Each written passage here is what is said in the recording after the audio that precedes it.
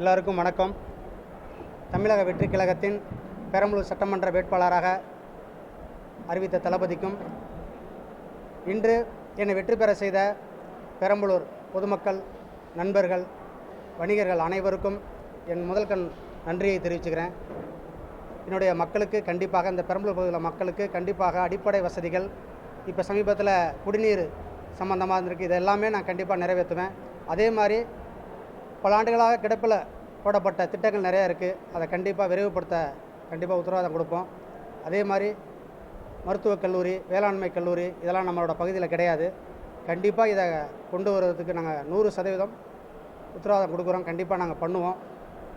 அதே மாதிரி அடிப்படை தேவைகள் எங்கெங்கே இல்லையோ அது அந்தந்த பகுதியில் போய் எங்களோட கழக நிர்வாகிகள் கண்டிப்பாக அதை சந்தித்து நான் அதை நிறைவேற்று பண்ணுவாங்க. அதுக்கு கண்டிப்பாக நாங்களும் ஒத்துழைப்பு கொடுப்போம். எல்லா விதமான மக்களுடைய அடிப்படை தேவைகள் இதை எல்லாமே நிறைவேற்றுறதோடு தான் எங்களோட அரசு இருக்குது.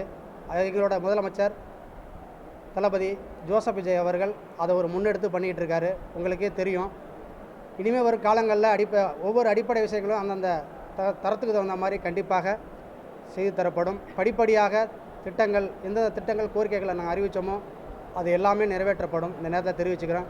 மீண்டும் என்னோடய பெரம்பலூர் மக்கள் அவங்களுக்காக இந்த நேரத்தில் நான் நன்றியை தெரிவிச்சுக்கிறேன். ரொம்ப நன்றி.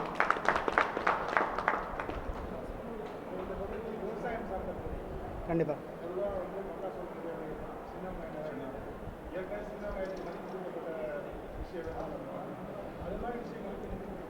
கண்டிப்பாக வேளாண்மைகள் போது நம்ம ஏற்கனவே மக்காச்சோளம், வெங்காயத்தை பற்றி பேசியிருக்கோம். நிர்ணய விலை கண்டிப்பாக நாங்கள் தமிழக அரசுட்டு எங்களோட முதலமைச்சர்கிட்ட இதை வலியுறுத்துவோம். கண்டிப்பாக விவசாயத்துக்கு, அந்த வெங்காயத்துக்கு கண்டிப்பாக அந்த நிர்ணய விலைங்கிறத நான் கண்டிப்பாக நாங்கள் கொண்டு வருவோம். விவசாயம் சார்ந்த எல்லா பொருளுக்கும் என்ன தேவைகள், என்ன அடிப்படைகள், தங்குதடையின்றி உரங்கள் கண்டிப்பாக கிடைக்கும். அது எல்லாமே நாங்கள் செஞ்சு கொடுப்போம். தங்குதடை இல்லாமல் குடிநீர், இது வரைக்கும் போடப்படாத சாலைகள், ஏரி, தூர்வாராத ஏரிகள் எல்லாமே கண்டிப்பாக நாங்கள் கண்டி கொடுப்போம். என்ன மட்டும் கேட்டுக்கிறேன். அதிரடியான களத்துல ஆட்சி வந்து பண்ணுமா, இல்ல பொறுமையா நிதானமா அந்த மாதிரியான செயல்பாடுகள் இருக்குமா? இல்லை, அப்படி கிடையாது. அதிரடிங்கிறது வேலை கிடையாது. என்ன தேவைகளோ அந்த இடத்துல கண்டிப்பாக அது விரைவாக நடக்கும்.